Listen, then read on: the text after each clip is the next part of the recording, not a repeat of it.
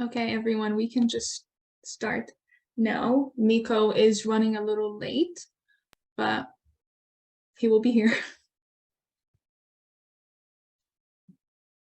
Well, first of all, thank you all for coming and joining this important conversation. Today we have for panelists, Miko Peled, who is an author and activist who wrote The General's Son, The Journey of an Israeli in Palestine, and Injustice, The Story of the Holy Land Foundation. He is a longtime advocate for justice in Palestine and has spoken around the world about the detrimental effects that have resulted from Zionism. We also have Daphna Levit, who is an academic, author, and activist. Her most recent work is titled Wrestling with Zionism. She is also a member of Independent Jewish Voices Halifax. And we also have Dimitri Lascaris, who is a lawyer, activist, and journalist living in Montreal, Quebec. Dimitri is a longtime Palestinian rights activist, and in 2020, he ran for the leadership of the Green Party of Canada. Thank you all for joining. Katerina? Thank you all for coming today. So my first question is going to be for Daphna. So Daphna, recently journalist Lama Goshesh from East Jerusalem was imprisoned for posting pro-Palestinian resistance material on social media. You yourself have protested in Palestine. Do you think your treatment during and afterward were different compared to what a Palestinian protester might face? I suppose that question refers to the people who, the treatment by authorities. My demonstrations in Israel and my protest actions in Israel over decades I did not get the kind of mistreatment that by the authorities. I did get physically sort of not jostled, maybe moved around. I'm little, so they can easily push me away. I have been tear gassed, but obviously my treatment would not be the same by the authorities. But the mistreatment comes from other Israelis who were very happy to call me various things like traitor and I'm committing treason, and I'm one of the most striking comments made to me was that I'm Arafat's whore. That was when Arafat was alive. So, you know, I've had that kind of an abuse, but the kind of abuse that Israelis who are activists and who resist the occupation receive is probably nowhere near as brutal as that which is received by Palestinians. And I think that is a very good question that we might want to at some point address the resistors who don't want to serve in the military and are imprisoned. They might have a clearer view of how exactly are Israelis treated when they protest the occupation. Thank you. Thank you for highlighting the differences too. I think it's very important to highlight how it's different for other women or individuals who might come from racialized minorities, and also what you go through too as an Israeli activist, and having that come from individuals within society must be psychologically distressing, but it's very commendable, the work that you have done and are doing, which leads me to my second question. Do you think you're treated differently as an activist because you are white? Because Palestinian activists are usually portrayed as jihadists or anti-Semites. But yeah, I'm just wondering your thoughts on that. Well, I'm wondering if you're asking me how I'm treated by in the diaspora or in Israel. So in Israel, I am treated as someone who has betrayed her country. I have family who won't talk to me. The idea that you protest the government or oppose Zionism is almost sacrilege, because I believe that Zionism has become Israel's religion. And so as a non-believer in this religion, or someone who critiques this ideology, you get treated very badly. It's obviously not the same in, say, Halifax, where the fact that I am white is obviously a fact that I have privilege. And many Palestinians don't have that privilege because they are visible minorities. I try really hard to minimize that privilege, but I can't. None of us who are white can. I do want to say something that isn't related to the questions you asked, if I may be. I was, as a former economist, I'm not practicing as an economist, I kind of wanted to understand why so much attention is given to the occupation of Ukraine and so very little to Palestine, when the parallels are so striking. I mean, it's hard to not see that it's very, very similar. So I'd like to just say that, first of all, the Ukrainian population with Crimea and Sevastopol would be roughly 43 million people. It's the second largest European country after Russia. So the Palestinian population, if we check worldwide, maybe we could get to roughly 6 million. I don't know. What do you say? 6 million, 5 million worldwide, something like that. So there you already have an imbalance. The Palestinians are not so important. They don't represent the 40 odd million people.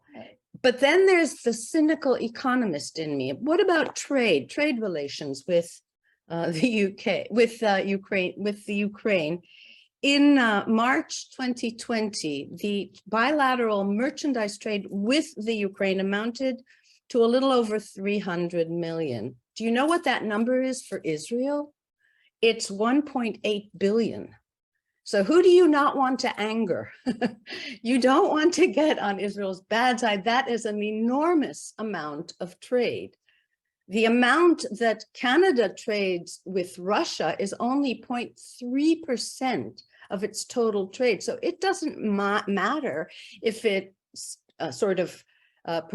prefers Ukraine over the Soviets, but it really doesn't want to anger the Israelis over trade. The other thing, and the last thing I want to say as a cynical economist, is that the citizens of Ukrainian descent in Canada are roughly 1.4 million people. It's the third largest population of Ukrainians in the world after Ukraine and Russia. And for Palestinian descent citizens of Canada, we're talking about 105,000. So we already have the numbers that show you why it is so expedient to protest the Ukrainian mistreatment and totally ignore the Palestinian mistreatment. And I think that's where we should always be looking, what the politicians are doing, which is why we so badly need Dimitri to come back and deal with this. I think they're all very phenomenal points. Sorry to interrupt. Okay, I'm sorry I hijacked that question. No, those were all very great points. And I think it's very important to note economic interest and gain, which are always at the forefront of nations' thoughts when they're dealing with conflict. We can even see that with Iran right now in America. They don't mention any women's rights issues in other countries, but I guess that's a bit different. We won't go there. But yeah, no, thank you for mentioning that all. I have one more question though for you, Daphna. So you're teaching the first course at St. Mary's on Zionism, which is huge and amazing. This will be the first course of its kind in Nova Scotia. In the US, Timothy Snyder is teaching the first course on modern Ukraine at Harvard. Snyder provided in one of his lectures that Putin justifies the invasion of Ukraine because historically as nations, they have always been together, and the unity of nations was predetermined from the year 988 following the Christianization of Kiev and Rus, which is modern day Belarus, Russia, and Ukraine. Doesn't the same logic apply when Israel uses the Torah to justify occupation? Do you think in turn students would question the invasion of Russia more in comparison to the occupation of Palestine? Sorry, I know this were two questions. So if I can teach this course, it's going to be a course that deals really with the origins of the thinking towards the creation of an ideology, and the ideology was Zionism. So I'm going to start in the 19th century to show how brilliant Jewish thinkers started to think about various topics that didn't confine them to the strictly orthodox religious way of life. They became secular Jews. The Zionist movement was entirely secular. It started out as a secular movement, and I have a list of, I don't know, 13, 14, 15 great scholars who are recognized in the world today who were secular. And so the idea of using the Bible as justification for Zionism would be anathema to most of these thinkers, including people that you would know because they are famous worldwide, Albert Einstein, including Martin Buber, including Karl Marx. There are so many great thinkers who of Jewish descent who would not have accepted this interpretation of Zionism as it is today, and that Jews have a right to this land as using the Bible as a geography book. So I don't know if we're going to end up comparing the Ukraine and the Palestinian situation in my class, but I will certainly encourage critical thinking about what it means to misapply an ideology for convenience, to justify things that you want to achieve politically on the basis of religion. And that's going to be the purpose of this course if enough students sign up, because it is experimental. It's kind of the idea is difficult because it's like teaching critical race theory in the States. You have to overcome certain hurdles that people don't really want to hear, things that are uncomfortable, and maybe it won't go, but I hope it does. Thanks for asking. I truly hope it does too.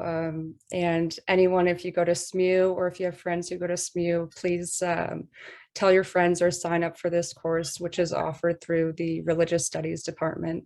Daphna, sorry, can you remind me of the course title? Yeah, and also you can sign up for it if you're at Dal or King's, because it's an elective. It's a 3,000 level course, and it's called Zionism, Israel's Narrative. We will provide the poster to through our social media networks as well. Oh, SMU, Larry asks us to tell you what SMU means. SMU,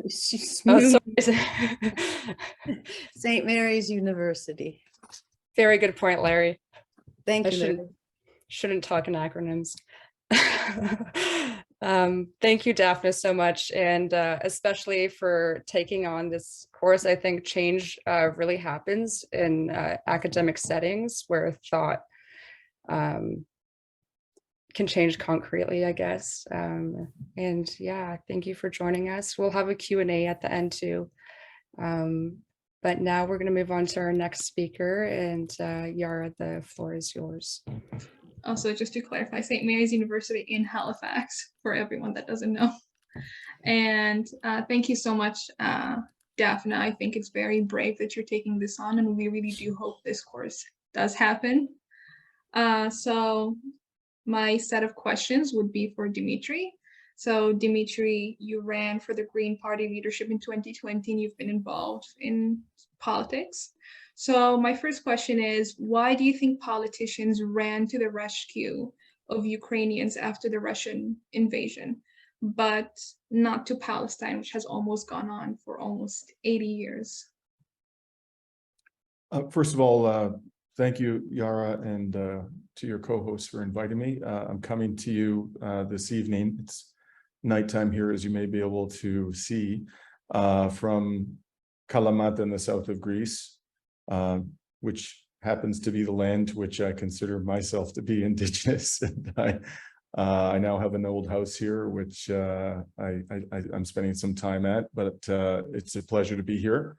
And an honor to be joined by Daphna and Miko. whose work I've known of and followed for years, and really a privilege to be included in the conversation with them. So in answer to your question, Yara, I thought about this a lot. And before I answer it, I want to say that I'm going to answer the question from the perspective of the governing elites in the West. And even within that group, that narrow group of people, there is a diversity of reasons for why they've treated Ukraine and Israel disparately. So for example, there are people in the governing elites who are passionately committed to Zionism, and that influences the way they approach Israel. But I don't actually think that that's the driving force of Western government policy towards Israel and Ukraine. It's something else. And before I tell you what I think that something else is, I just want to say this is not necessarily representative of how people on the ground feel. Israel and Palestine is a very complex place with an ancient history, multifaceted history, and how, what causes people in positions of power to adopt certain policies with respect to Israel or with respect to Ukraine doesn't necessarily reflect how people on the ground feel. So I just want to make that qualification before I answer your question.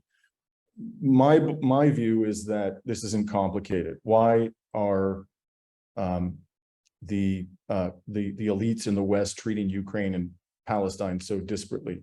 And just to highlight that, just how disparate the treatment is, I'm going to talk about something that I've talked about a lot in the past, and that is the difference between how the Western elites deal with the annexation, what they call the annexation of Crimea, and what is happening in the West Bank and Gaza and East Jerusalem.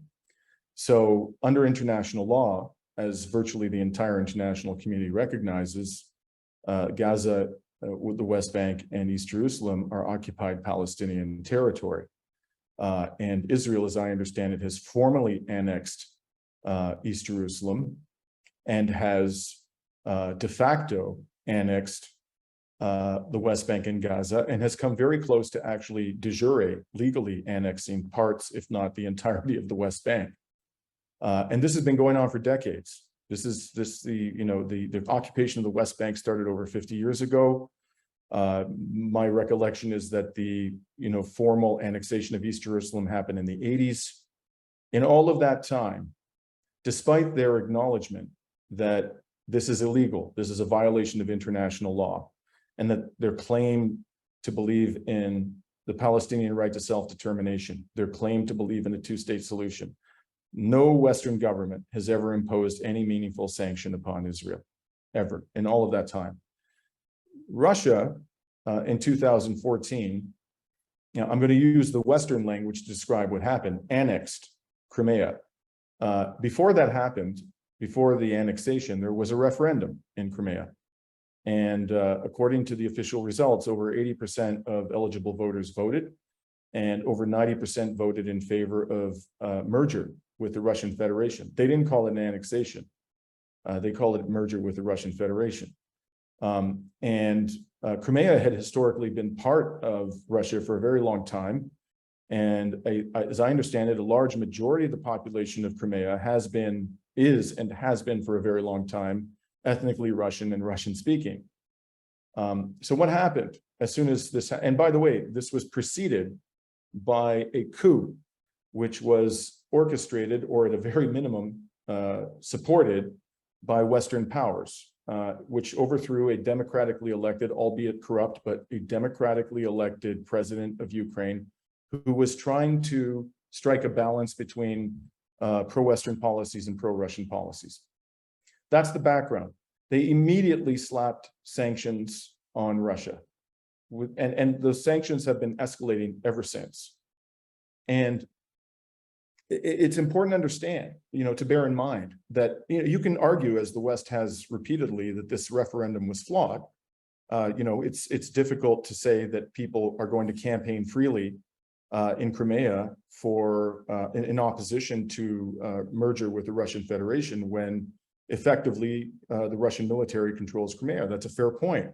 But there was at least a referendum of some kind.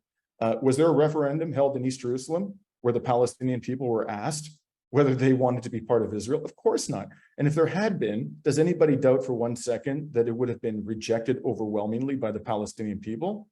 Does anybody in their right mind think the Palestinian people living in East Jerusalem would have wanted to be part of Israel and not part of a sovereign Palestinian state? Has there been a referendum in the West Bank, even one that has taken place under military occupation by Israel? There's been no such thing. The Palestinian people in the West Bank haven't been asked. And yet they sanctioned Russia immediately and have escalated their sanctions ever since, and have given Israel a complete free pass, notwithstanding their rhetoric and their acknowledgement of the illegality of all of this. So what's going on here? I think what's going on here is very simple at the end of the day. Again, if we're looking at it from the perspective of the elites in the West who are making decisions about how to deal with Ukraine and how to deal with Palestine, what's going on here is that they're trying to preserve US hegemony. It's as simple as that. So in the case of Ukraine, the illegal actions, as they characterize them, and they may well be, I'm referring here particularly to the Crimean annexation, were undertaken by a state that refuses to be subservient to the United States government. End of story. They say, look, we've had enough. In the 90s, we had some drunken pro-Western buffoon in charge of our country. You pillaged our country. We were thrust into a situation of mass poverty. The average lifespan of Russians plummeted. The oligarchs took over valuable state assets. We're fed up with that, and we now want to have a sovereign state, and we're not going to be pushed around by you any longer. That's why they're dealing with Russia in this way when it comes to Crimea. It has nothing to do with human rights, has nothing to do with international law. It has nothing to do with democracy. And when we hear them offer those concepts as an explanation for what they're doing with Russia and Ukraine, frankly, we should all fall over in uproarious laughter because it's so ridiculous. And what makes it ridiculous? Let's just look at what they're doing in Israel and Palestine. As I said, not a single sanction. In fact, they're supporting in every conceivable way the effective annexation of East Jerusalem and the West Bank by Israel. So why are they giving Israel a different treatment? Well, because Israel is, from the perspective of the power, not from the perspective necessarily of the people on the ground, but from the perspective of the people who are making decisions and positions of power in the West, Israel is like a giant American military base in a region that has bountiful supplies of conventional oil. And American military planners, from the Second World War, if not earlier than that, recognized the extraordinary importance of this region. And whenever anybody gets out of line in the Middle East, whether it be Iran, Syria, Lebanon, Iraq, Israel brings the hammer down. And so it serves the interests of American hegemony to support Israel. It does not serve the interests of American hegemony to allow Russia to annex Crimea. And ultimately, it comes down to power. Now, there's one other thing I want to say about this. Of course, many of us suspect that this has something to do with racism, and that a lot of this is about the fact that the victims of aggression in Ukraine are Europeans, and the victims of aggression in Palestine and Israel are Arabs. Now, there's no question there's a lot of racism in the West, and there's no question that a lot of people in the West attach a lot more importance to the lives of Europeans than they do to Arabs. But I don't really think that's what's driving American government policy or Western policy towards these two conflicts. I think what they're doing is they're skillfully using and exploiting the existence of anti-Arab racism and white supremacy in the West in order to achieve a larger objective. And that larger objective is the perpetuation of United States government hegemony. That's what this is all about. Yeah, I really appreciate you talking about the background of Crimea's history, and speaking of Israel getting a free pass. It brings me to my next question, which is, so American President Joe Biden labeled the invasion of Ukraine as a genocide. Israel continues to violate all of 149 articles of the Geneva Convention and still gets away with it. Do you think the support for Ukraine, and by politicians and I guess by the general public, is because they are white Christian Europeans, or is it because they don't want to touch the Palestinian struggle due to the fact that they don't want to be anti-Semitic? or does race play the biggest role in this? Race certainly plays a role, but so does propagandization, and so does a lot of, how shall I put this, impoverished understanding of the concepts of genocide. So I just want to offer my own view about these questions of genocide in Ukraine and Palestine. And I approach these questions as a lawyer. For me, genocide is a legal concept, just as apartheid is now a legal concept. And so I look at it as a lawyer. And I'm not going to get into the legalities too much, but I think it's little discussed in the West. But before Russia invaded, they accused Ukraine of committing genocide in the Donbass. And there have, in fact, been thousands of civilians killed by Ukrainian forces in the Donbass. But I publicly expressed my view that I don't accept that what Ukraine is doing in the Donbass, even though they're committing severe human rights violations there, and have been since 2014 at least. I don't accept that that's a genocide and that constitutes a justification for the Russian invasion. I think you would also be hard pressed as a legal matter to argue that what Israel is doing in the West Bank is genocide. My personal view, I could be wrong about this, is that Israel will be quite happy just to see the backs of all Palestinians. They just want them out of what they regard as, historic Israel. It's not that they're bent upon the elimination of, all Palestinians, the eradication of Palestinians. They just want them out of what they regard as Israel. And if they can't get them out, and a massive ethnic cleansing operation, I think they understand, would generate far too much of a backlash internationally. They just want to make the conditions so miserable for the Palestinians that they leave over time. And if they must remain, if they can't get rid of them, they're going to subject them to an apartheid system so that the Jewish population within Israel can remain firmly within control of the government.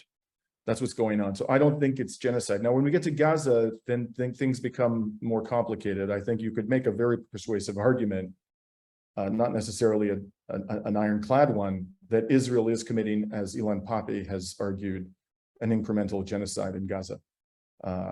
Now, having said all of that, I think that these concepts, the concept of genocide is being cheapened in international law. It's being politicized. And Russia did this when it accused Ukraine of genocide in the Donbass. I think this is also being done with respect to China in Xinjiang. Yes, the human rights of the Uyghurs are being violated, no question about it. But I don't think the case for genocide is compelling or even persuasive when it comes to China and the Uyghurs. And again, I think it's sometimes banding about too easily with respect to what's going on in the West Bank. And one thing, a piece of advice, if I could offer to my fellow Palestinian solidarity activists, the case for apartheid is a slam dunk from a legal perspective. It's absolutely crystal clear that Israel is committing apartheid against the Palestinian people. It's gotten so obvious that even Human Rights Watch and Amnesty International had to admit it after years of reluctance to admit what we all knew was true. And we still haven't succeeded in getting that into the mainstream discourse as, a widely accepted proposition that Israel is committing apartheid. So my advice to my fellow Palestinian solidarity activists is that let's not bite off more than we can chew, take on an argument that is going to be much harder for us to make. It's going to invite allegations of anti-Semitism.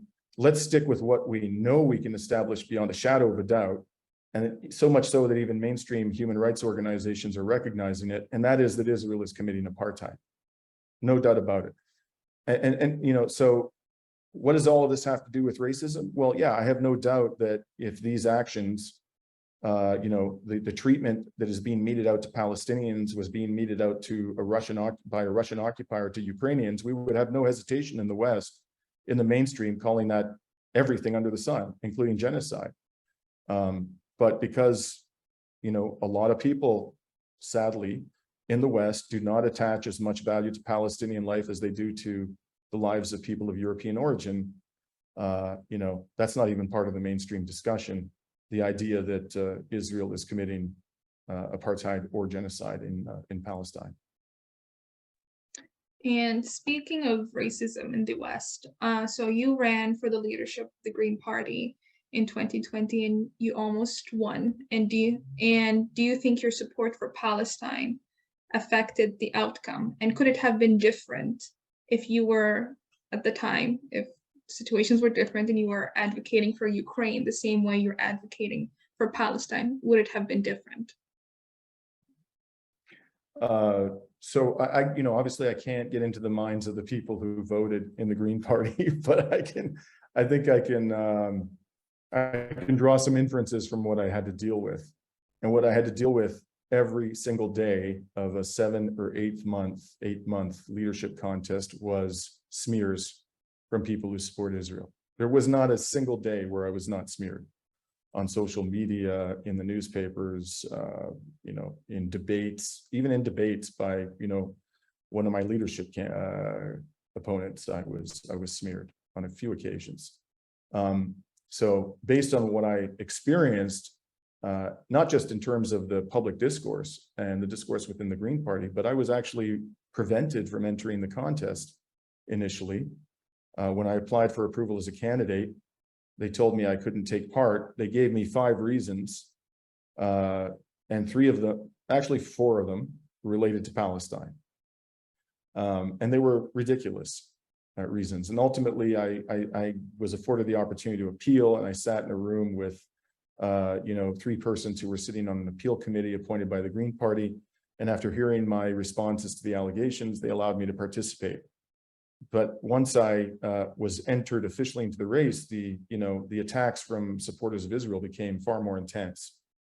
And I was attacked even by Elizabeth May for my commentary on Israel and my criticism of supporters of Israel, repeatedly attacked, both publicly and privately. There's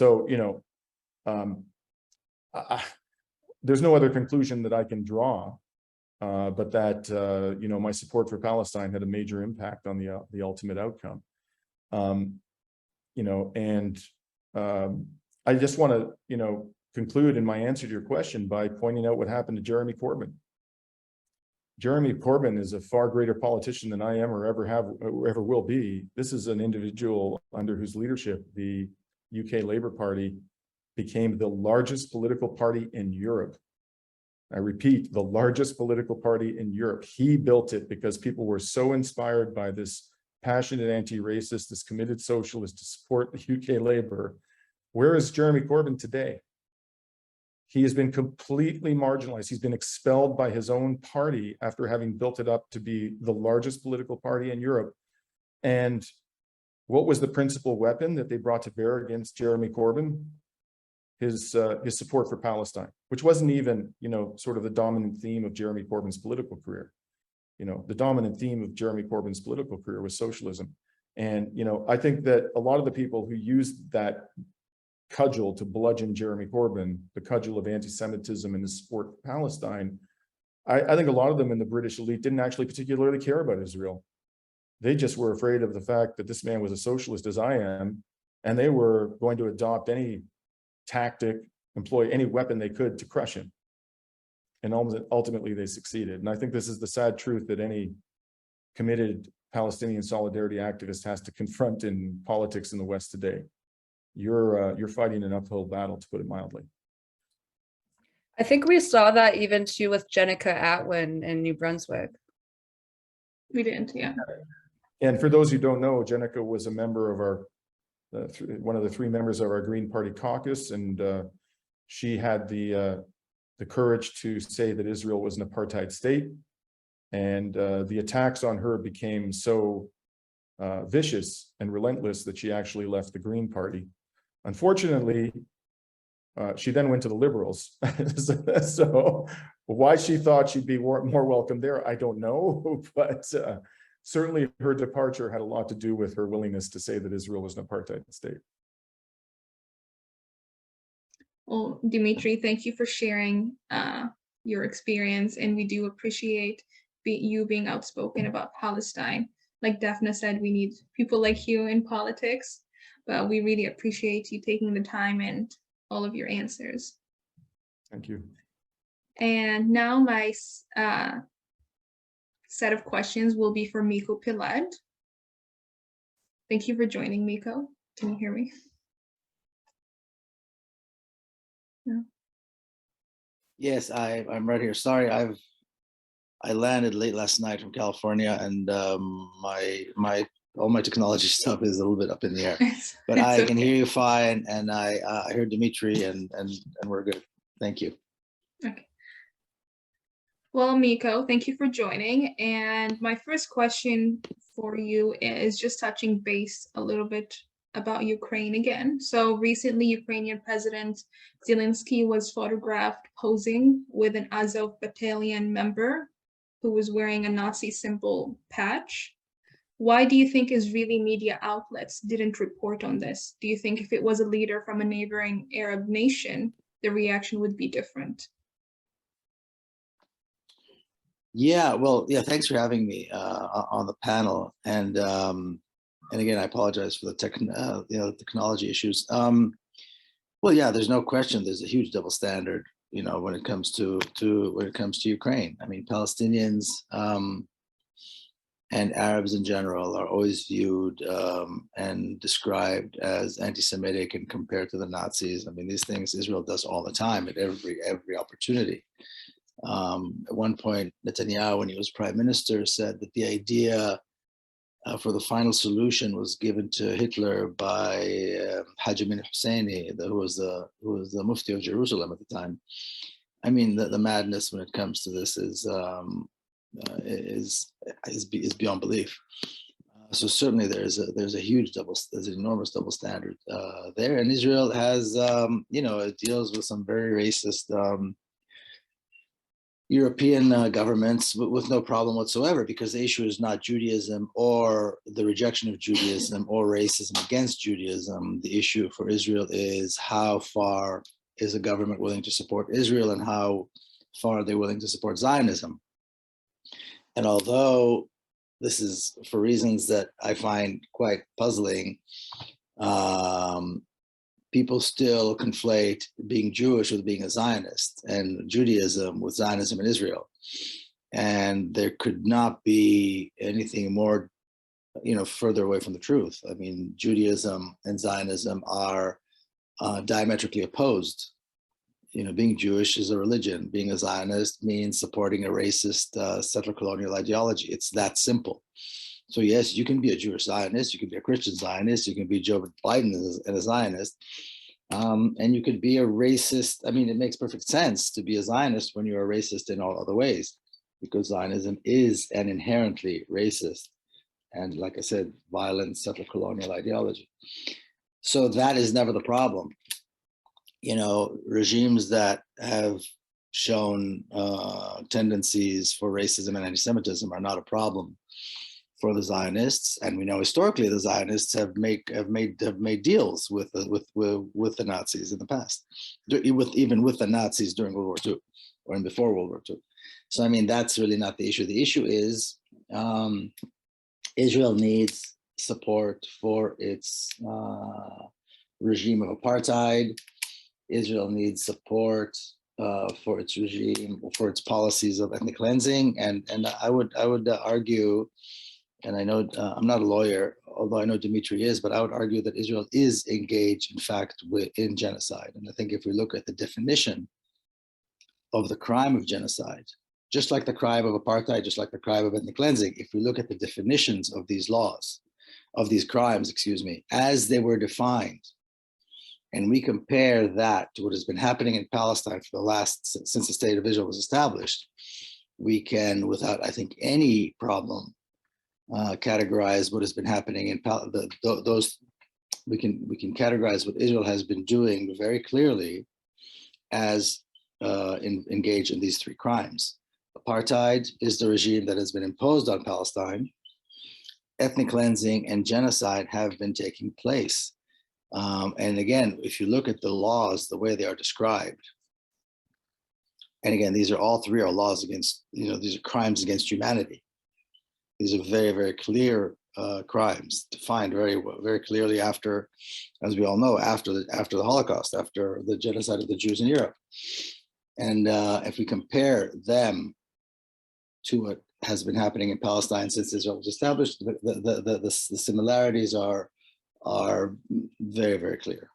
So I would argue that Israel has been involved in these three things, and what it needs to make sure that nobody stands in its way And it does it in two ways. One is it produced this mythical narrative that somehow all Jews around the world have a right to Palestine, and that because the Jews suffered the Holocaust, then that gives Israel a blank check to do whatever they want.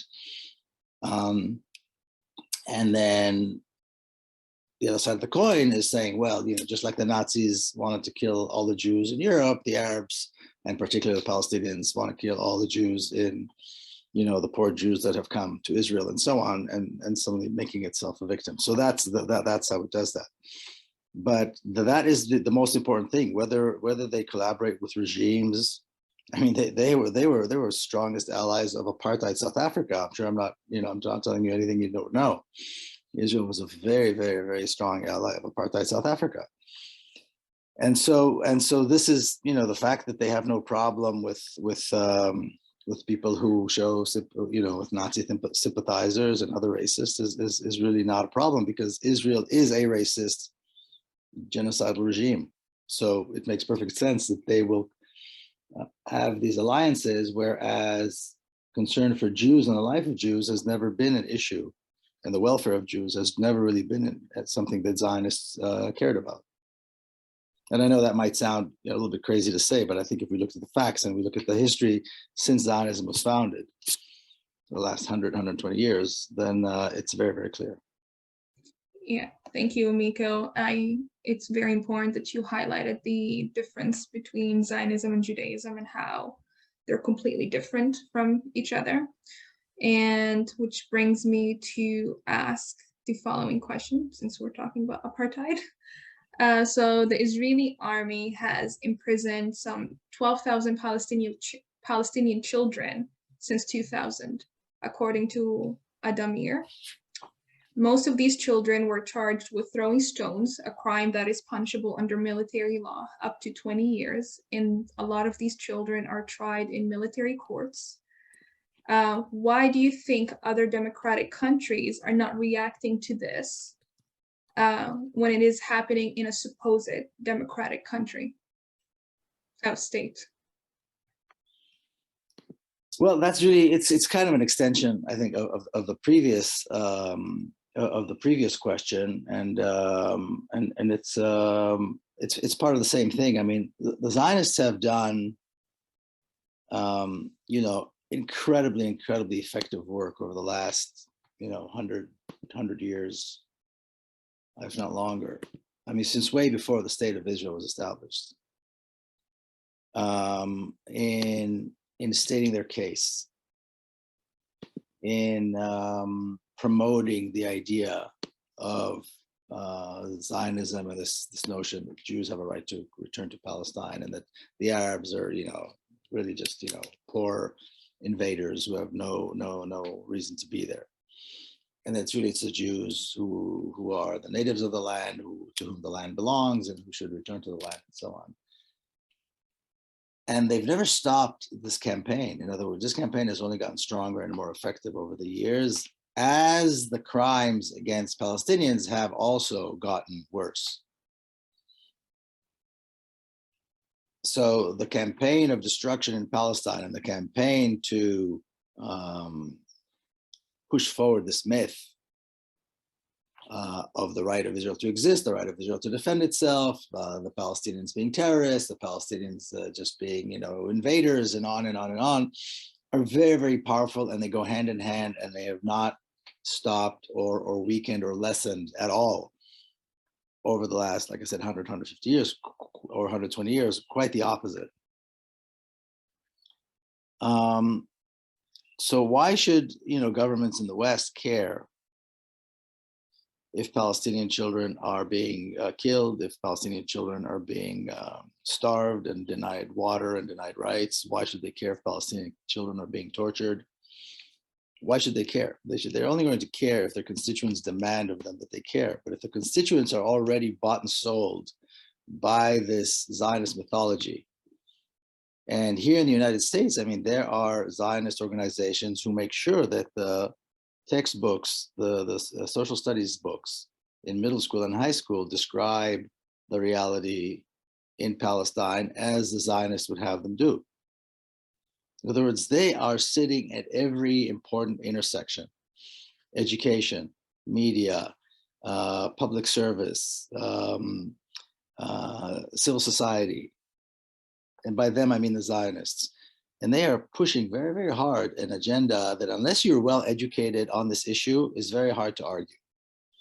And that's really one of the weaker points of people who do care about Palestine, do have a conscience on this issue, is that sometimes they don't have the tools with which to argue back, you know? And so at the end of the day, the Zionists are winning because, on all these issues, because our side is really not prepared. Now, I have to mention Representative Betty McCollum and her bill, HR 2590, which talks about this issue. It's a bill calling for the Secretary of State to make sure that funds being sent to Israel are not used to to detain and torture and interrogate children. And it's a very good bill. It really highlights what Israel does to children.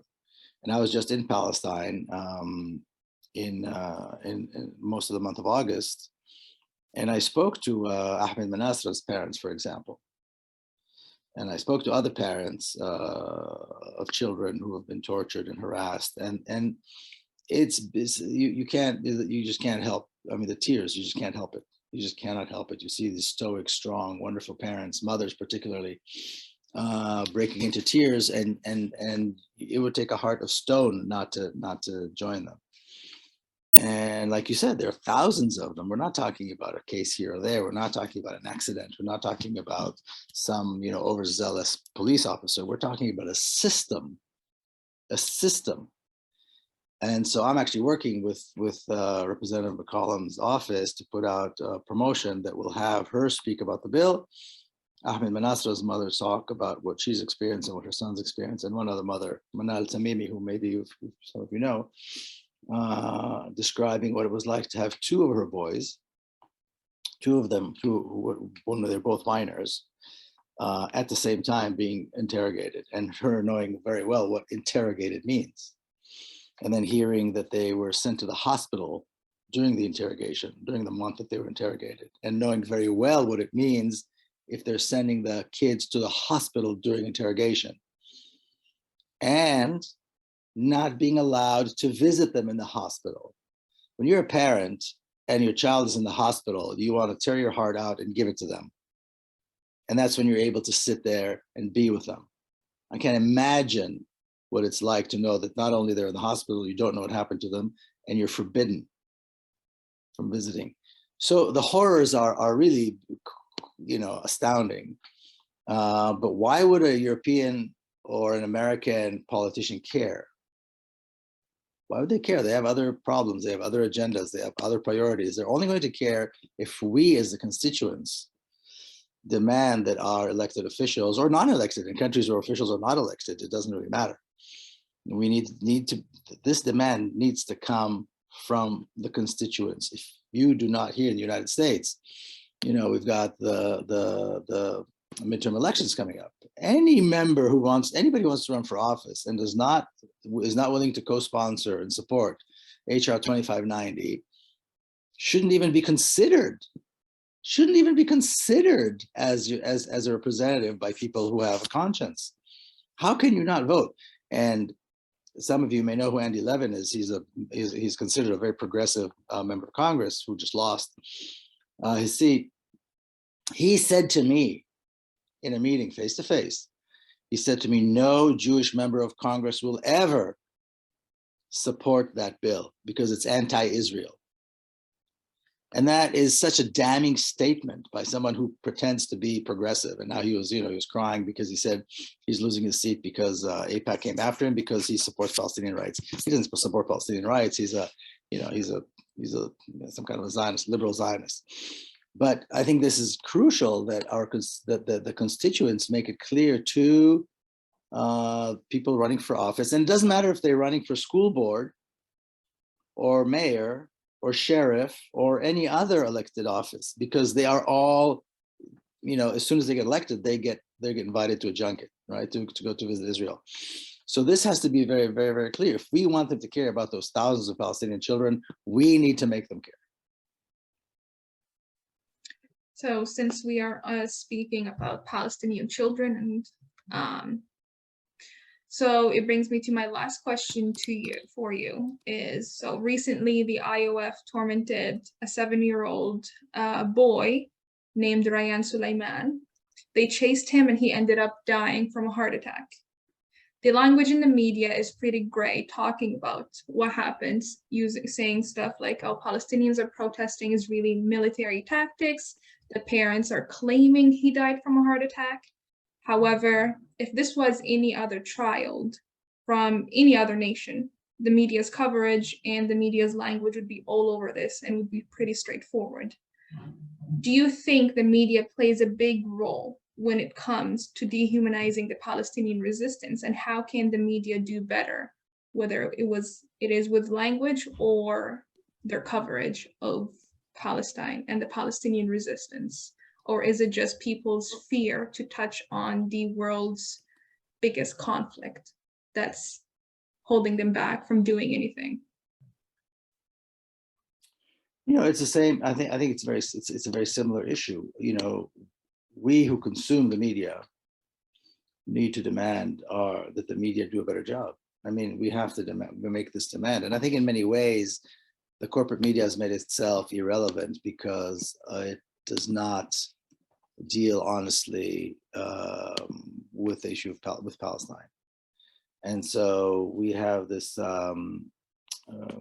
reality where, like you said, I mean,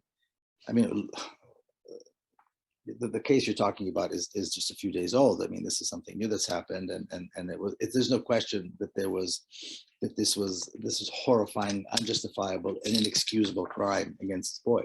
There can be no doubt about that. When Shireen Abu Akleh was murdered, there was no question whatsoever that a sniper killed her, that there was no clashes, there was no reason, that it had to be an order that came from the very, very top of the chain of command.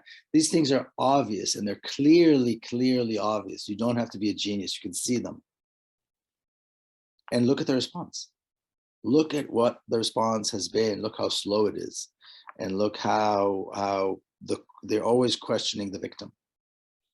When it comes to Palestine, it's always about questioning the victim. Why was he there? What was his intentions? You know, the only thing they're not saying is, well, he would have grown up to be a terrorist, so he deserved to die. That's the only thing they're not saying anymore, because really that's even Zionists, understand that there are limits in what people are willing to stomach. But that's what this really is. If we don't demand from the media, and again, like I said, I think the corporate media has made itself extinct, and to a large degree, the more progressive media too doesn't touch this in a way that would satisfy me, for example, because there needs to be complete and total condemnation of Israel across the board, but not only because of this particular case, not only because of Shireen Abu Akleh, because we know that the next one is coming. We know the next kid is going to be killed. We know whether it's a 19-year-old in Jenin, or whether it's an 8-year-old somewhere else, or whether it's a boy in Al Khalil, or whether it's a poor Bedouin kid in Naqab where they just destroyed his home. It could be anywhere, but we know it's going to happen. Dimitri mentioned sanctions. There need to be sanctions against Israel, immediate and severe sanctions. Not only because of this case or the previous case or Shireen Abu Akleh, or again, the next fighter who's going to be killed for standing up in Jenin. There needs to be sanctions imposed on Israel. No Israeli politician should be allowed to set foot. No Israeli diplomat should be allowed to set foot anywhere. No Israeli athletes, no Israeli musicians, no Israeli academics. There needs to be a complete boycott, and there have to be sanctions across the board against Israel and anybody who represents Israel. That is how we bring about change, and we have to demand this, and we have to see Palestine as a complete, as a full country, from the river to the sea, historic Palestine. We have to make clear that the history of Palestine was disrupted 75 years ago by this invasion by this colonization, by this apartheid regime, and it needs to be brought down as quickly as possible, because there will be another 7-year-old killed, and there will be another Palestinian journalist killed, and there will be more homes demolished. In other words, this is not going to end. It's only going to get worse, and we know it. So waking up after the child has been killed is too late. Waking up after Palestinians have been bombed in Gaza is too late. We need to demand that our elected officials, that government officials, that NGOs, people who are any NGO that we're part of, whether it's universities or churches or what have you, we must demand a complete denouncement of Israel and its legitimacy. There can be no more conversation as to the legitimacy of Israel. It is a racist apartheid regime. It's been shown very clearly. The Amnesty International report makes it abundantly clear. And it's up to us now to stop the next killing. You know, when Ahed Tamimi slapped the soldier, you know, the whole case of Ahed Tamimi from years ago, and by the way, her book is out. Dina Takuri did a great job working with Ahed and publishing it, so I recommend it. And Ahed's father and his family have been close friends of mine since she was a little girl. I mean, for many, many years. You know, and when her father was asked, you know, why did she do it? He said, because he took Yafa in 1948. In other words, people always want to talk about the latest incident, the settlement, the wall, the checkpoint, this kid, that incident. That's not the issue. They took Yafa in 1948. That's the issue. They took Palestine in 1948 and established this monstrosity. That's the issue. And that's how we stop the next killing. That's how we prevent, or at least stand up for the kids who are alive today, for the journalists who are working today, for the Palestinian mothers whose children have not yet been traumatized and terrorized. That's how we do it. And so if we want to stop it, then that's I believe what we need to do. And that's how we also pay tribute to the ones who have been killed, the ones that we were too slow to prevent their death. Thank you, Miko, especially for talking about what Ahed Tamimi's father said, that it is in fact bigger than just the current issue and just like looking at how Palestine was taken in 1948. Thank you for all your support, and thank you for all the panelists for joining this very important conversation. I will hand it over now to Katerina. So we will be entering our Q&A right now. We have currently 3 questions within the chat box. People are also welcome to raise their hand to ask their question live, but I'll just present some of the questions, or one question right now, and any of the panelists can feel free to answer. So our first question is, how can we create or encourage more open and honest discourse with pro-Israelis? It's a very good question. I'm happy to take a shot at it. Thanks, Miko. I would say don't bother. I would say don't bother. I mean, if anybody, we have a lot of work to do. And by we, I mean people of conscience, people who care about Palestine. We have a lot of work to do. Our work has nothing to do with convincing them and bringing them to reach the right conclusions. Our work has to do with demanding sanctions. Our work has to do with freeing Palestine. Our work has to do with making sure that Israeli officials, the diplomats, and so on are not comfortable. Our work has to do with lobbying the Olympic Committee and FIFA and all these other athletic organizations and NGOs around the world to make sure that Israelis and official Israeli teams and Israeli delegations are not welcome. That's our job. Their job is to do whatever the hell they want to do. It's not our job to bring them to the table. In fact, I would reject the possibility of even bringing them to the table. You know, I don't want to sit with some racist and argue with them whether their racism is justified or not. You know, anybody who can justify bombing Gaza, dropping millions of tons on a civilian population that has no defenses and is enclosed in a concentration camp, I got nothing to say to them. We have much, much more important things to do and very little time to do it, because Israel is moving forward like Roman legions, destroying Palestine. You know, spending a month, this year I spent a lot of time in Palestine. You see the destruction at a rate that is so astounding. the killing, not only the killing and the torture and the detaining, but the destruction of the landscape, the destruction of anything that can remind the world that this is in fact Palestine, is so fast and it is so severe.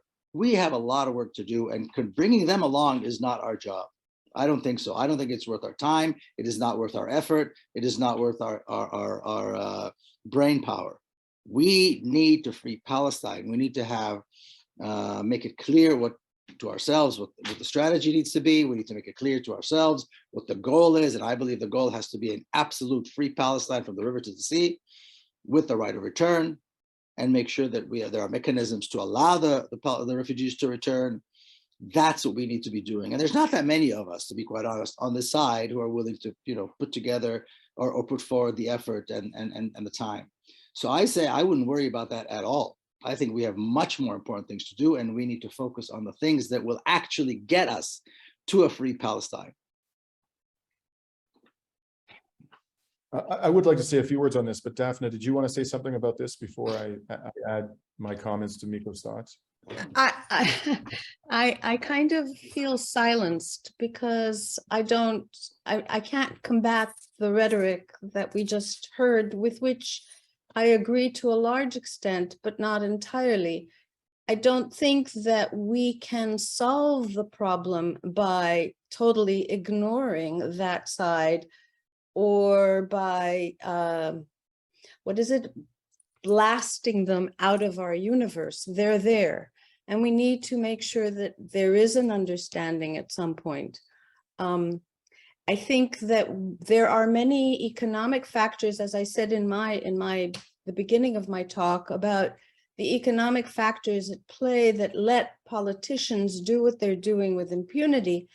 But I do think that we need to start with a dialogue of some sort. And there are Israelis, I know many Israelis, I was one of those Israelis, who are willing to listen. They are not necessarily in power.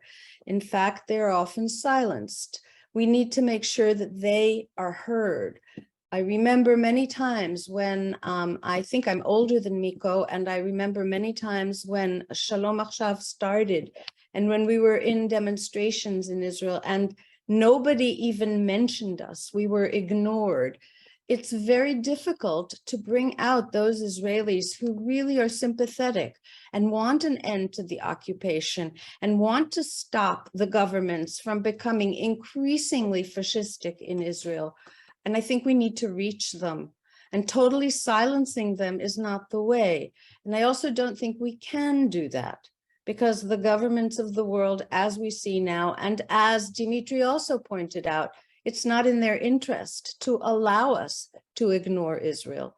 So if we're going to have to play ball with this government that has become, certainly since Begin's government, increasingly fascistic, I think we have to figure out on the ground how human beings can interact and forget the governments right now, which are totally implacable.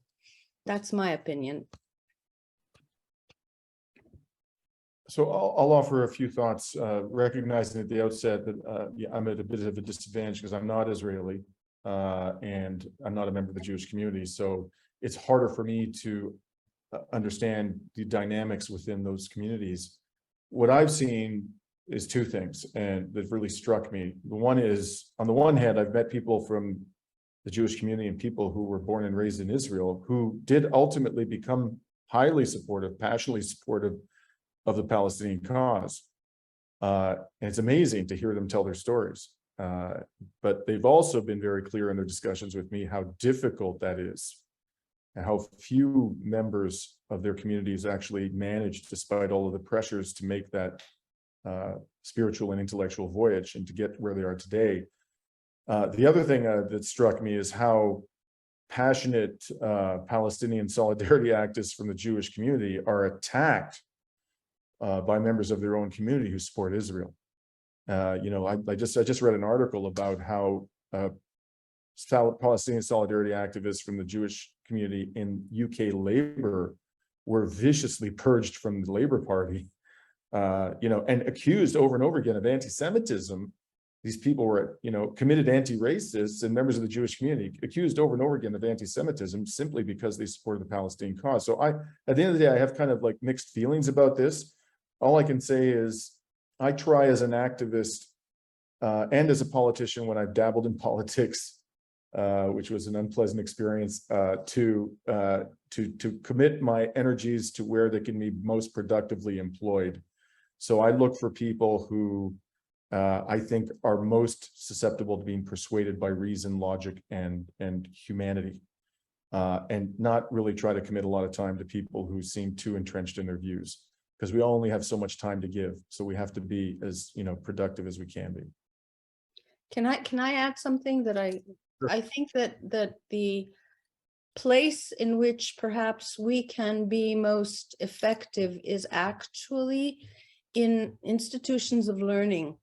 And certainly in the diaspora, not so much in Israel. I think it's very difficult in Israel to do this, but in places like Canada or places like the United States, to be able to introduce some of the values that the movement that we maybe all are struggling for, which ultimately is an ethical movement, to introduce some of the values that are so needed and are so universally ignored.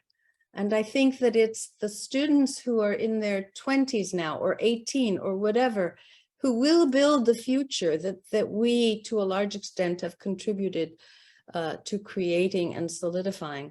So that's where I see an answer to the question of how we can encourage more open discussion. And I've seen in courses that I've taken or that I've taught that students are open to a lot of the ideas that we're suggesting, not through propaganda and not through incrimination and blame, but through education. And maybe that will be a slower process. And the other thing about the urgency in Israel, as Miko pointed out, it's been going on now for 75 plus years.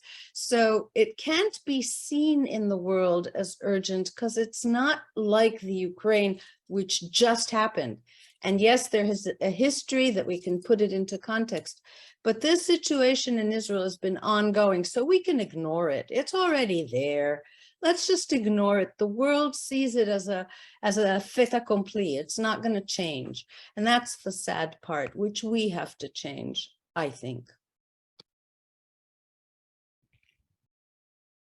Thank you all for your different inputs. Can I add a little something? Can I just add one sentence? Of course. I would like to somehow just frame it just slightly different. I think Daphna said something important about how this has been going on for 75 years. And maybe the world has a sense that there's no urgency. But what I would like to argue is what is taking place is not taking place in Israel. It's taking place in Palestine, and that's a big difference. What is taking place is taking place in Palestine. And it is incumbent upon us to make it clear to the world that an 8-year-old boy being killed today, a journalist being killed a couple of months ago, all the God knows how many that were killed between these two that were not even mentioned.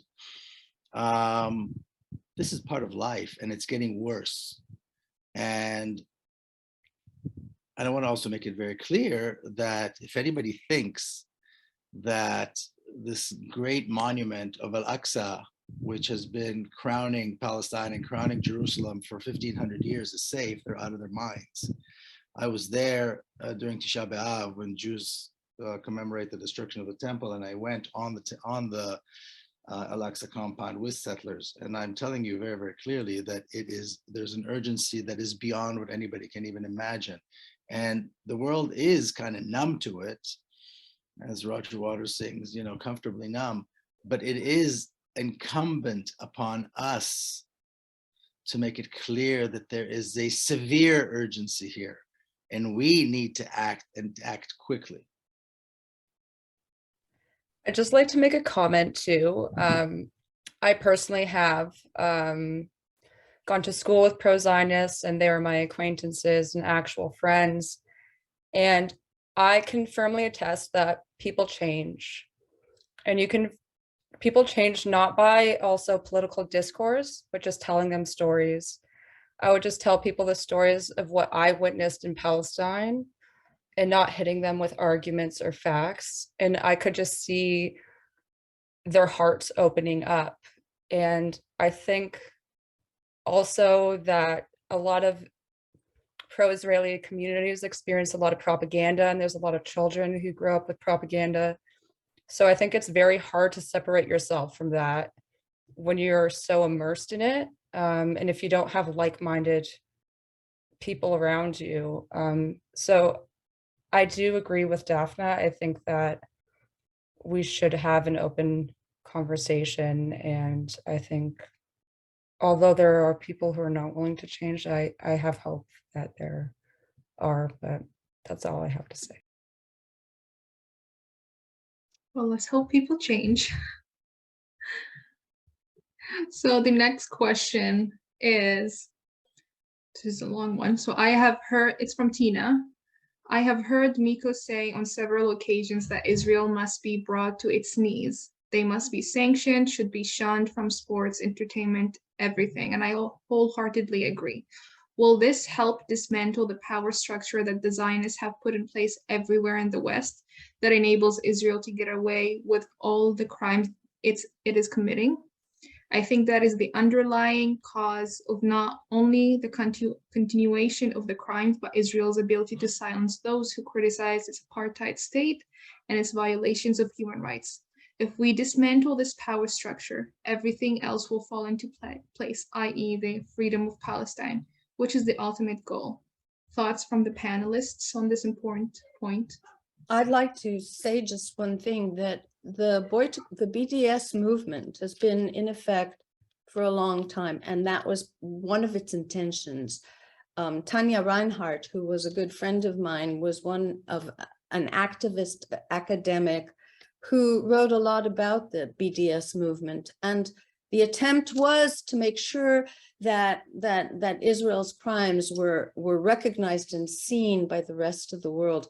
But it didn't really work as politicians and other factors came into play. So when we say that, can we do this, dismantle this power structure, I'm not sure who's going to dismantle the power structure.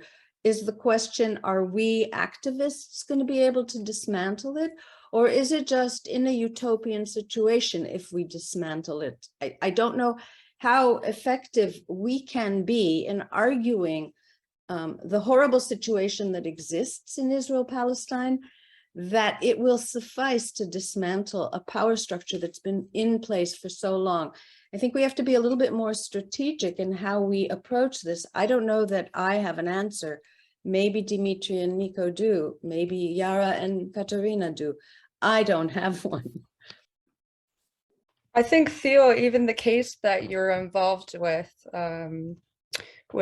consumer rights in Canada for goods coming out of the occupied territories is a form of dismantling the system through law. I don't know if you agree with that or.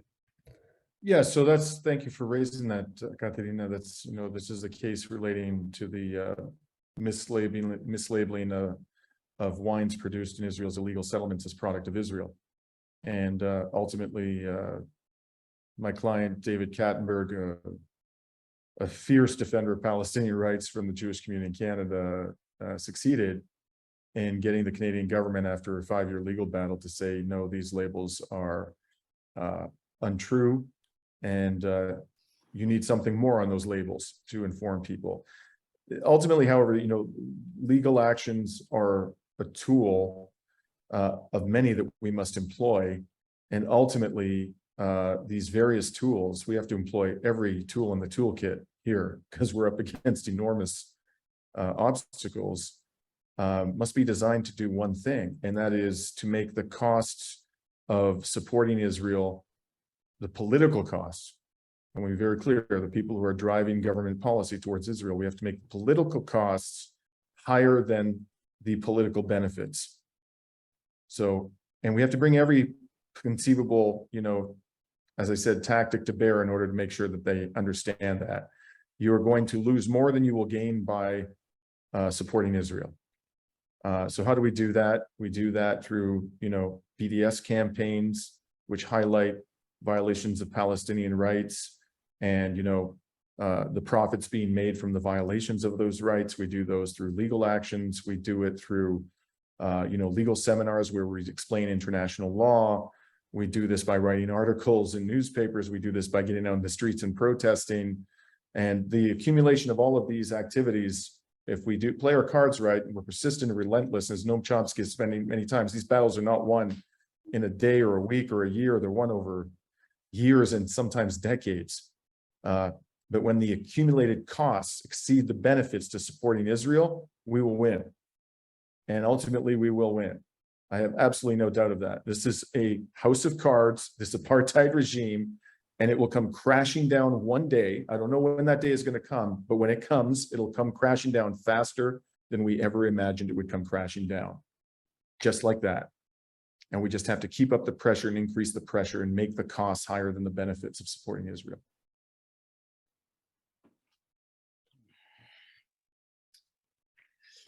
I'll weigh it a little bit. I'm not sure if I'm interpreting the question right, but it seems to me that a lot of times people people believe that when Palestine is free, when the Zionist regime collapses, as Dimitri said, and I agree, it will collapse, then that's it. Then we've won. I don't believe that. I think that when Palestine is free and the Zionist regime has collapsed, that's base camp. Now we're ready to do all the work that needs to be done. The power structure, the economic power structure, needs to be changed in Palestine. Palestine, a country that has been occupied for 75 years. By the way, 75 years historically is not that long. If you compare, I don't know if you've read Noor Masalha's book, Palestine, a 4,000-year history, but if anybody hasn't, they should pick it up right away. And so over the 4,000-year or so history of Palestine as Palestine, in other words, being recognized by the name Palestine, this last 75 years are definitely a horrific chapter in that history, but it's a very relatively historically short.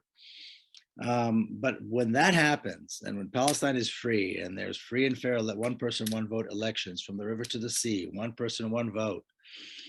Now, how are the refugees going to return? There have to be mechanisms put in place for that.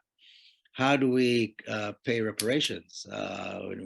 Gaza needs to be rebuilt. Hundreds of village towns and cities that were destroyed there's so much work that needs to be done. So when we get to the point of a free Palestine, and I just finished reading a great book about Joe Slovo and Ruth First, who were, after Nelson and Winnie Mandela, they were kind of like the next, first couple or the second couple of the anti-apartheid movement. Both of them participated. In fact, Joe Slovo was a commander of the armed resistance, of the NCR armed resistance, co-commander. That's when you get to that point, then the hard work begins. And a guy like Joe Slovo survived all of that time and then was actually a minister in Mandela's government, trying to figure out housing, for example. So that's where the work is going to begin. And a lot of the questions that I think that were posed in that a lot of the points that were posed in that question have to do with how things, how we move on beyond that point, how we build what needs to be built, how we rectify everything that needs to be rectified after Palestine is free. Until Palestine is free, until there's a parliament and an executive that represent all the people, until the moment where there are free and fair one person, one vote elections, which will really mean the end of apartheid, and Palestine is in a free democratic Palestine. Until then, nothing can be done. The kids will not be protected. Gaza, the siege on Gaza will not end. 2.something million people are going to continue to live in that concentration camp. The Palestinians and Naqab will continue to suffer. There's not going to be an end to any of it. That is the point where we can start fixing things. And that's why I think it's so urgent, because that's like the first aid. That's when we stop the bleeding. Now we got to actually treat the patient and and deal with all these other important issues.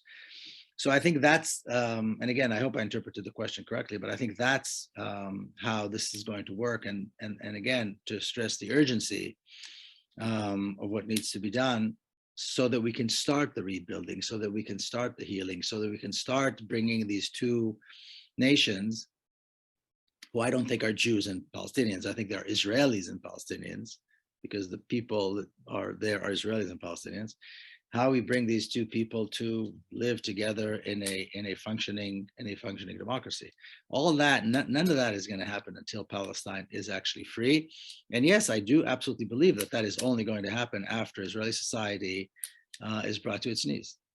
And then they will see the light. That's what happened in white South Africa. That's what happens in racist regimes and racist societies everywhere. That seems to be the process. I do agree with you, Miko. The only change can happen when Palestine is free, because there's no compromise, there's no in the middle when Zionism still exists. Yeah. Dimitri, did you want to say something?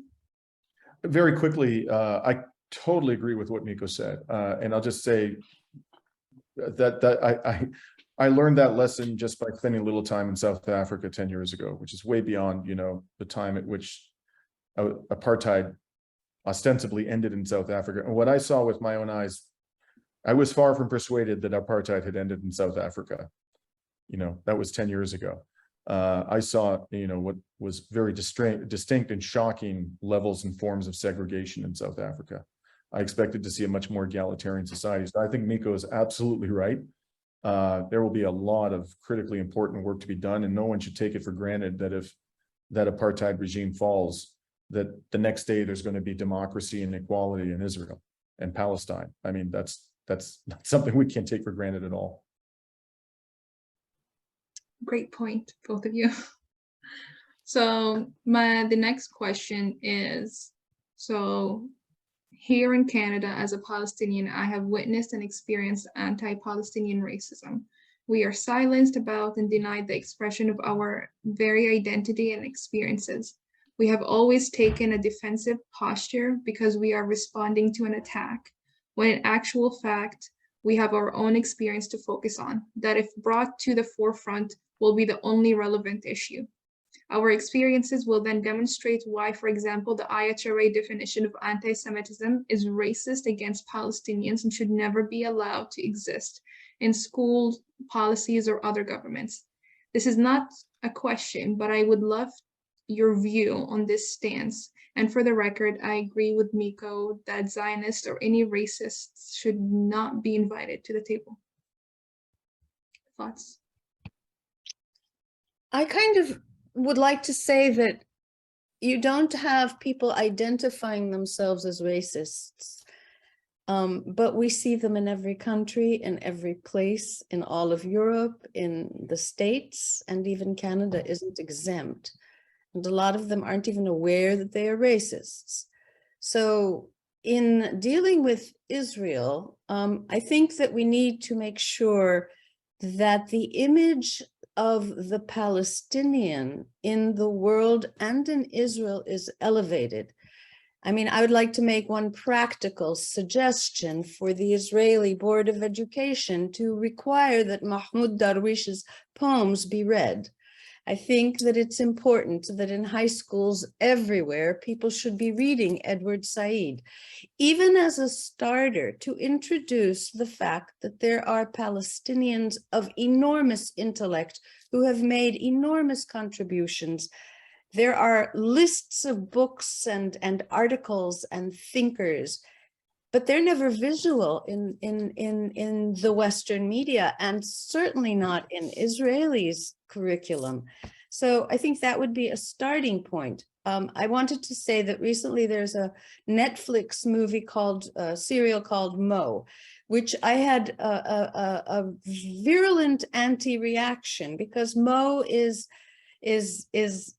I mean, there are so many Palestinian doctors and lawyers and professors and thinkers. Why are they never portrayed in the Western media? So let's start with that. Let's start with elevating the idea that these are real people with a real identity that is being quashed and squashed and annihilated. That's kind of where I would start, but obviously my bias is academic and I'm not a politician. The problem with the political side is it seems almost impossible to defeat at this point, unless there's a politician out there who knows how to do it.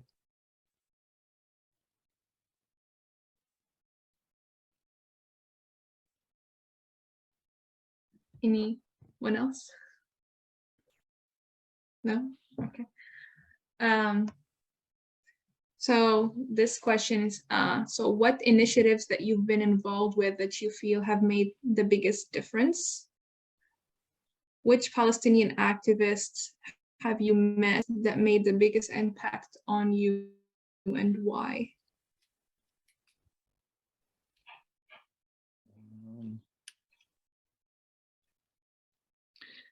I take a crack at it. I think that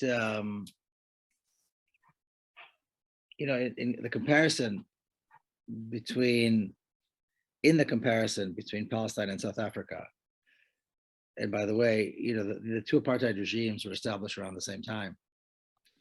I think probably the biggest, clearest difference is the clear strategy that was maintained and followed in the South African case, and the lack of strategy that was, and the lack of strategy on the Palestinian issue.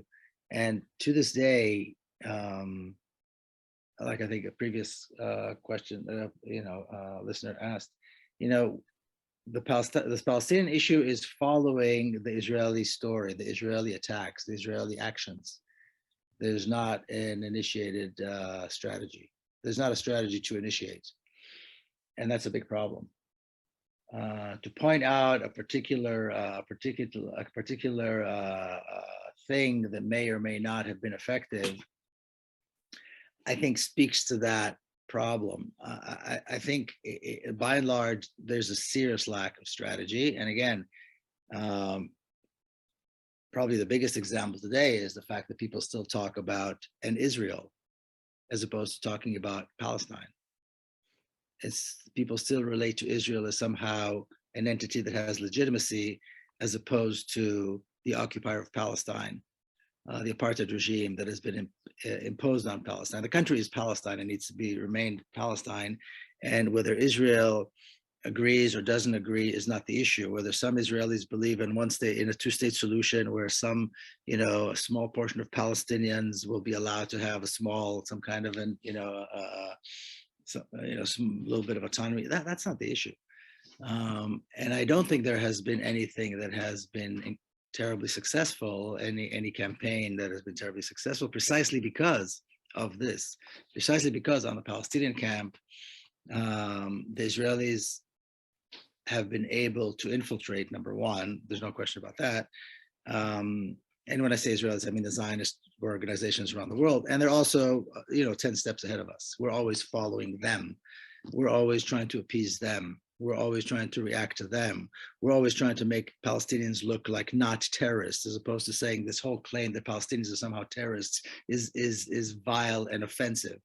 How can anybody possibly call Palestinians who have been fighting for their lives and for the lives of their children and for their liberation for almost 75 years?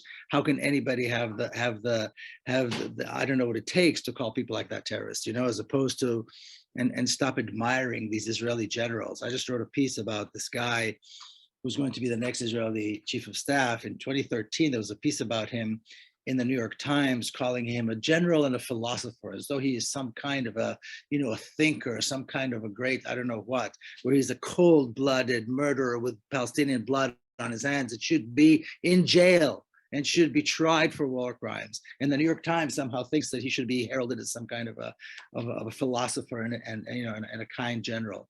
This is a very, very serious problem, and this is why we're lagging behind. This is why, even though apartheid was able to fall in the 90s, things are only getting worse and worse and worse, and the apartheid is getting stronger, and the destruction of Palestine is continuing even today.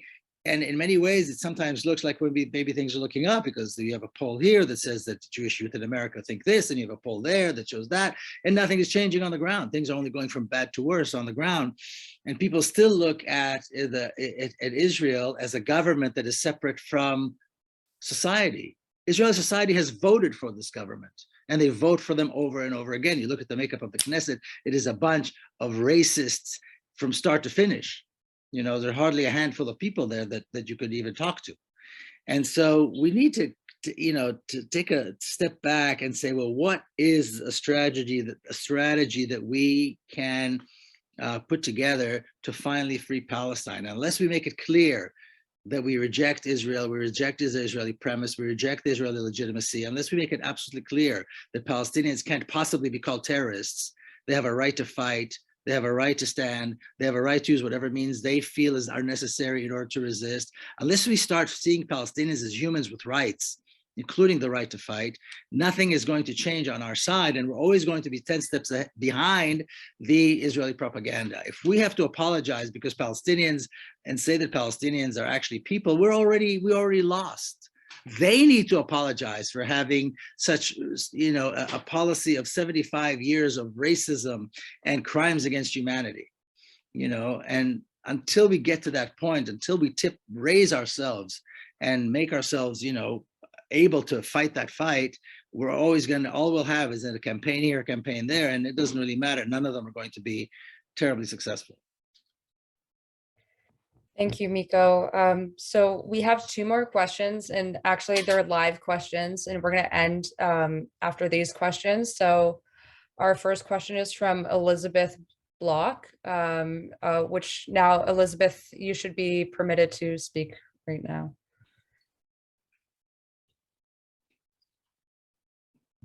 Oh, do we have to go? Yeah, I have a few. Oh, why don't I can't do that. I have a few things. Years ago, Miko was on a book tour, and he was in Toronto, and I said to him that people tell me that Israeli Jews don't know what's going on in the territories. How can this be? They serve in the army, they see it, they do it. He said, they know, they just think it's okay. And yeah, even if, look at South Africa, there's political, supposedly equality, but the whites still hold the economy.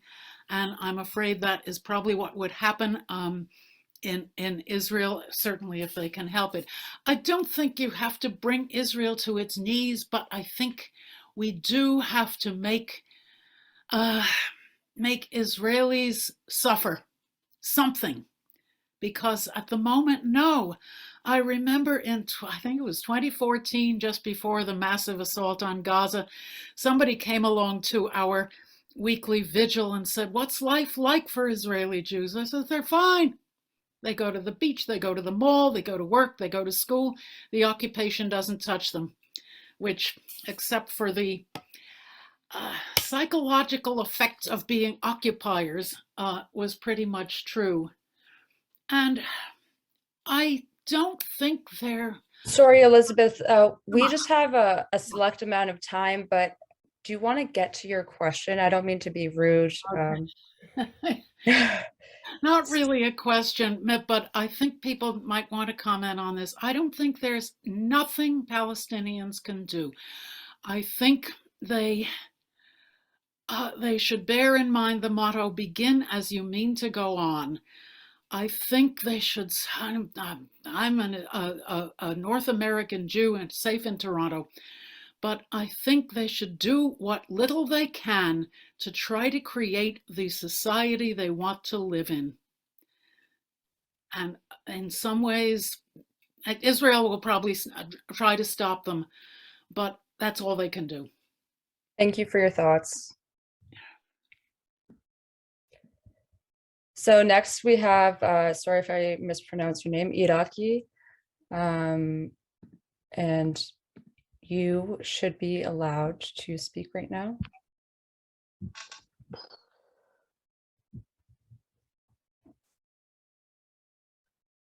Hello? Hello, hello.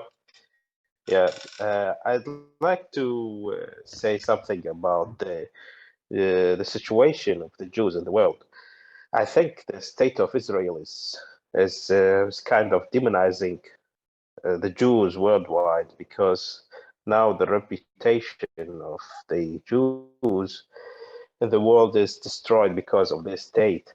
So I think, as Daphna said, that there should be a great stress on the importance of education and moral education, that we should convince the Jews that Israel is on the long term is not good for them.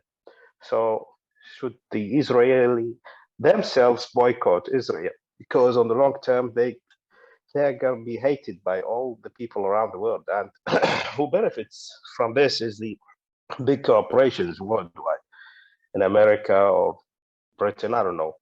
So they are using this hatred to the Jews so that they can departure all the Jews to Israel and use Israel for their economic purposes. So I think this is one thing that we should stress on, and it's very important that what is important in life, for people to clear to them what is important in life. It's not about only the materialistic stuff. You have some spiritual stuff. You cannot deny the presence of God. Even now, Jordan Peterson is becoming a believer in God, and I think he's doing a good thing on this way, on the spiritual journey of people in the world. So that's another thing. And there are some authors I would like to bring your attention to them, like Abdul Wahab al-Masiri. I knew a lot about the Jews from him, and also Anthony C. Satin. He wrote about the skull and bones. And yeah, I would like also to know which book he recommended Miko Peled, because I didn't hear the name of the book, or any other books that you recommend us to read. I would be grateful for you. You can write them on your blog on Facebook. Thank you.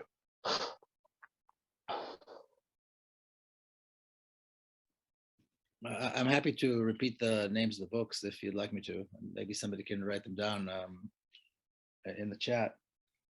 I suppose I could. One is called Palestine, the 4,000-Year History. And it's by Noor Masalha, Professor Noor Masalha. And another great book, it's a novel that I always recommend, is it's called The Lanterns of the King of Galilee. It's about the Palestinian who rose to govern almost all of Palestine in the 18th century, 17th, 18th century, Dahir al-Omar. And it's by Ibrahim Nasrallah. And it's an excellent saga about this incredible man who history, of course, Zionist history has all but erased, so as not to, so as to negate the real history of Palestine. But Noor Masalha's book is an academic historical book, so it's I think it's a must. It's called Palestine, the 4,000-Year History. Thank you for providing those resources, Miko, and thank you for everyone for your questions and for supporting our event today. We're just going to ask the panel, all of you guys, if you have any final comments or thoughts that you want to make before we close. To the panelists, no thoughts? I'm happy to say something. I always like to end with like a call to action or a call to, I said several times in my remarks about the need for urgency, the need to action, the need to hold elected officials accountable. There's often a sense that somebody else is going to free Palestine, that somebody else is going to lead, that somebody else is going to do something, that there's going to be, Salah ad-Din is going to come and free Palestine. That's not going to happen. Palestine will continue to be destroyed minute by minute as we speak. and Palestinian children, Palestinians will continue to be arrested and killed and oppressed as we speak. And this is going on as we speak. Or we can stand up. Those are two options. If we stand up, we can bring about change. And so I want to urge everyone to do everything they can to talk to their elected officials. Here in the US, like I said, there's the Betty McCollum bill, there's the midterm elections are coming up. Because if we don't do it, it's not going to happen. Palestinians are doing everything they possibly can, but asking Palestinians to do more is like asking prisoners in a maximum security prison, to do more. We need to support what Palestinians are doing for sure. We need to refer to Palestinians for directions, Palestinians on the ground in all regions of Palestine, from the Naqab in the south to the Galilee in the north. And we need to act, and we need to act firmly, and we need to act with a strategy that will lead us to a real free Palestine from the river to the sea. I guess I'd like to- go ahead. Go ahead, Daphna. No, please go ahead.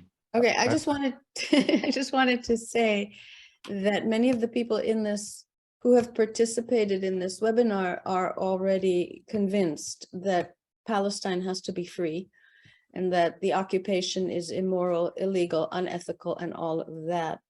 I think that the first call to action would be to increase our platform. That means that we should be able to access more media, to access a wider audience. And I think that cannot necessarily be done by obliterating every single Zionist on the face of the earth, because those are the people who need to be changed the most. I'm not going to go shoot my uncle who is a flaming Zionist. I can't do that. I have to live with the people and as an Israeli, third generation in Israel. So I was actually born in Palestine, as was my mother, as was my grandfather. I don't want all of the people of Israel to sort of disappear because they're racists. I think that the platform that we need has to expand. And that's what I meant when I said things like characters in movies, books, all of that have to be promoted, respected, listened to, and that's the only way. And I don't think we can do this by being, let's say, emotionally unrestrained at this minute. I think it's not going to end because it's not ending anywhere in the world. There are all these horrible things happening right now in the world. And I really believe that we need to be able to communicate. We need to learn how to communicate. I guess that's what I feel about the end result of such a panel. So I'm going to also offer a call to action somewhat different from my friends. And I'm going to go back to the question that I was first asked, which is why there's this grotesquely disparate treatment of Ukraine and Israel and Palestinians. Again, at the risk of oversimplifying, it's all about US government hegemony. And ultimately that means the hegemony of the US oligarchy. Let's not kid ourselves. Canada is not a sovereign state. And as long as the US government tells us to support Israel, that's exactly what our damn leaders are going to do. We have to understand that the reason why Israel gets away with what it gets away with, which is the most atrocious criminality on a daily basis, is because it has the support of the United States government, which is by far the most powerful government in the world, even today. And if the United States government were to withdraw its support, the apartheid regime would be finished like that. It'd be over. Israel is uniquely vulnerable to a loss of support from the United States government. All of our efforts, in my opinion, ultimately, in one way or another, directly or indirectly, should be devoted to pressuring the United States government into abandoning support for Israel. Unless we do that, we won't succeed. It will happen, but that's where the victory will come ultimately. The demise of the apartheid regime is pressuring the United States government to abandon support for it.